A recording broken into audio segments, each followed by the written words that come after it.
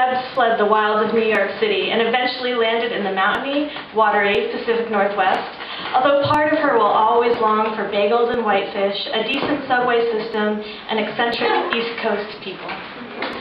After moving to Seattle, she spent 9 years working in nonprofits to improve the lives of children and youth. However, her need to write grew stronger, and she decided that writing stories could be just as meaningful work as advocating for youth because, she feels, stories are the way people absorb information and ideas most naturally. In her spare time, Debs pursues many interests, particularly related to food and nutrition, farmers markets, social justice, sustainability, the outdoors, and orange kittens. Her favorite sports are frolicking and berry picking, and she's hoping to make the next Olympic teams in both. Debs has written fiction, nonfiction, and humor, including parodies of famous literary works translated into workplace jargon. She writes a local foods and nutrition blog at seattlelocalfood.com and has had a few entries published in Bitten, the food blog of the New York Times.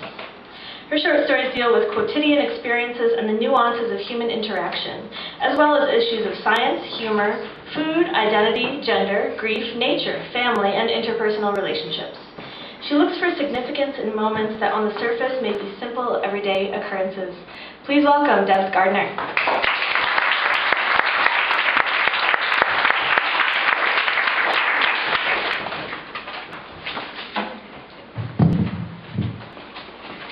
My story is called The Middle Seat, and it's for Lessa, who's here today. You notice the old woman immediately.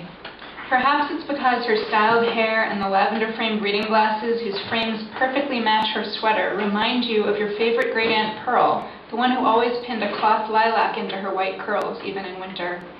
Or perhaps it's because among the business people and vacationers standing in the aisle and forcing their wheeled suitcases and large shopping bags into overhead bins, she carries only a small leather pocketbook, which she clutches tightly against her body.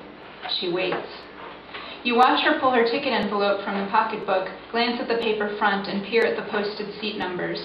Grasping the armrest and seat back, she lowers herself gently into 12D. Hers is the aisle seat opposite your row, where you are nestled alone into the window seat, rebraiding your long hair. Your possessions have already spread out around you, the hairbrush pulled out of your canvas bag and nestled in the folds of your tossed jacket. You feel confident claiming the middle seat because the boarding area was not crowded, which you take as a sign that the flight will also be sparsely populated. You are grateful for the space. You've flown twice already on this trip, first to Boston, then from Philly to Atlanta, and both flights were packed, leaving you wish you could